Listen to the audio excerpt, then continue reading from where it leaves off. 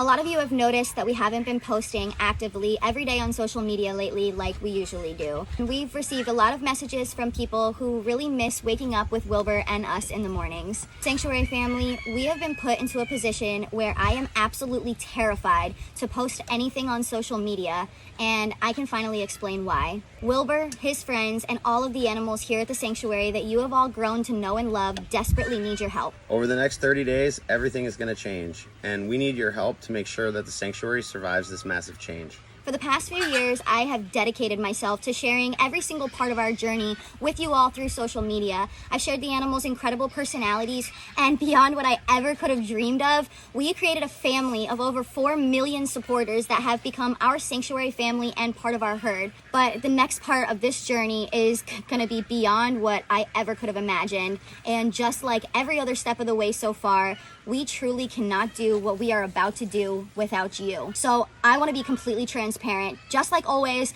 I'm going to share and explain everything. When we first started ALYSSA'S Animal Sanctuary, we never imagined that it would become what it has become, because I never really had any idea what a massive need there was for someone to be a voice for these animals in this community that I grew up in. In 2018, we suffered through Hurricane Irma, which was a Category 4 hurricane. We were displaced from our home for almost 2 months. When we were finally allowed to come back home, we were devastated by what we saw. Animals were left behind, still roaming the streets 2 months later, dragging ropes and halters that they had been tied up with, injured from surviving a hurricane, and starving to death because the owners had left them to fend for themselves. We immediately notified the county and tried to locate the owners, but with no luck. Unfortunately, our county couldn't take them in either. They were all at capacity due to the hurricane and just couldn't take in the animals. So we decided that we would do what it was necessary for them, even though they weren't in the best of shape and we weren't financially prepared to take them on at all. But there was nobody else, so we stepped in. So we began to care for the animals and do what we could. Not even a year later, I suffered a rare heart attack out of nowhere that almost ended my life at the incredibly young age of 26. Truly realized that life is just too short to spend a single second of it doing something that isn't meaningful to you. So I decided to dedicate my life to the animals that had no one else. The ones that were abandoned, left behind, neglected, and unloved. And so we officially established ALYSSA'S Animal Sanctuary as a 501c3 nonprofit organization dedicated to helping animals in need. We really quickly learned that we were the only farm animal rescue in our county, and there truly was a massive need. We began receiving phone calls daily, including calls directly from Collier County Domestic Animal Services requesting our help.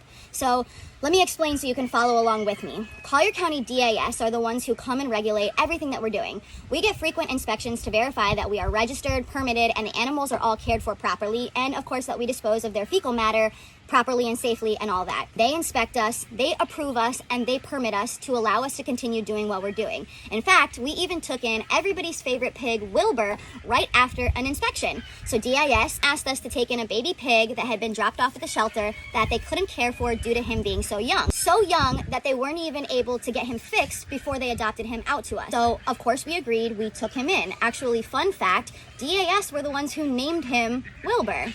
Anyway, so over the years now, Collier County has inspected us, improved us, and we've continued taking in various animals in need and just going about trying to provide the best of a service that we possibly could for our community. Anyway, let's fast forward to the current situation that we're in. We were served by Collier County Code Enforcement Office a permitting code violation stemming from a complaint filed by a disgruntled neighbor that just doesn't want us here. So the complaint talked about multiple things, but one of them was how we have illegal animals on the property. So according to the Code Enforcement Office part of the county, pigs are completely outlawed in Collier County, no matter how you're zoned, even if you're zoned agricultural, unless you have over 20 acres. FYI is like 1% of Collier County because there's not lots of large plots of land here. So the only conditional use for you to have a pig is that you must have a child registered in the county fair that is showing that pig. And in that case, then you can have that pig on your property for 16 weeks, and that is the only exception. Some other restrictions that they have is no invasive species, no matter what. Invasive being animals like Muscovy ducks or peacocks or peahens, which brings us the problem of the county asked us to take in PREA. a peahen. So here we are thinking that we're doing everything the way that we should be legally and thinking that we're over here helping out our county. And imagine how shocked we are now that the county gave us animals that are technically considered illegal to own. And it just makes no sense that if it was illegal for us to own these animals, why the county would be giving them to us in the first place, and how they're passing us on inspections if we have these illegal animals. Well, after a week of going back and forth at the county office, what I have learned is this.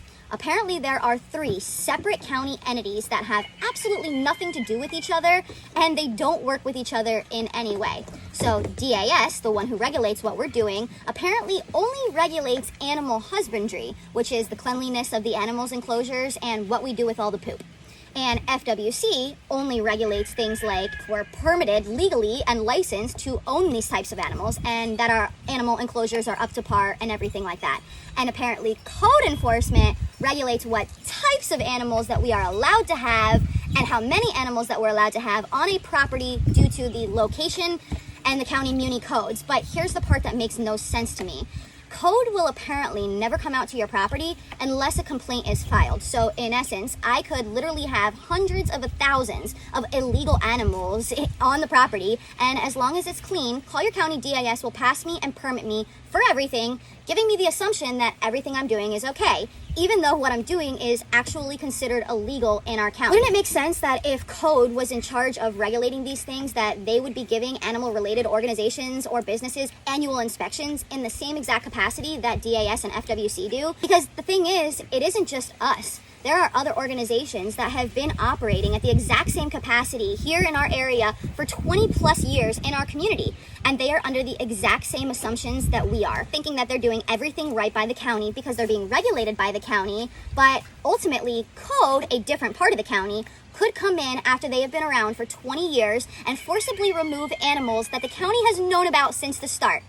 It's not okay. So here we are now being given 30 days to remove the animals, but here's the kicker. If they come and forcibly remove the animals, they would bring the animals to DAS, who wouldn't be able to take them in. So what would happen to them? And if they did take them in because the county seized them from us, then what would happen to Wilbur, the illegal pig? Would they just euthanize him? Or would they just adopt him right back out to the people who live in an area that can't even legally have him, only to turn around and seize him again later on from the people that adopted him from them? And now we are put into a position where we are forced to have to move immediately to be able to save our herd. I'm terrified to show Wilbur's morning wake-up videos or our daily routines that might show any animals that might be deemed illegal and incriminate us even further. You've all been here with us watching animals like Wilbur grow up, and now I feel like you're missing so much because I'm scared to share anything right now, and it's not okay. We need to get past this as fast as we can. Here's the plan, guys. We're working hard to seek a temporary extension and petition the county for an exception to continue operating and keeping the animals while we fundraise for a 20-acre property that allow us to keep the sanctuary open. We have big dreams of rescuing so many more animals. I feel like we literally are just getting started.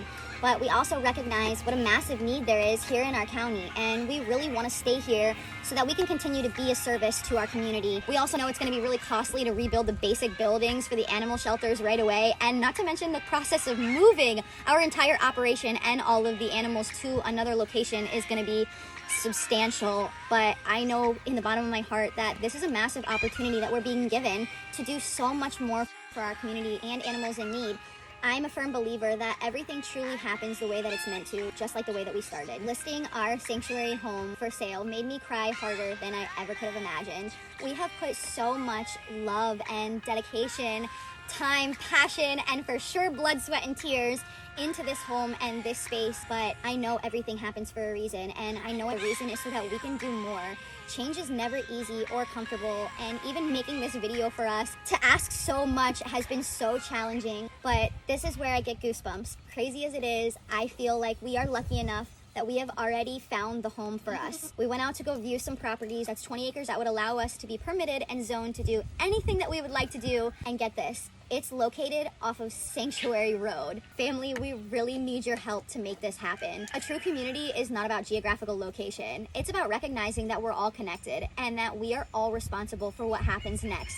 When they say you can change the world, this is what they're talking about. This is your chance. If every single one of our 4 million supporters across our social media platforms gave just $1, we would have well over what we would need overnight to be able to continue doing what we're doing. We urge you to go to our website and join our $1 donation challenge to help support our mission. We're gonna live stream and record this entire move and journey, and we're gonna take you all along with us for the ride. Help us save Wilbur. Help us save our sanctuary. We truly, truly cannot do it without you.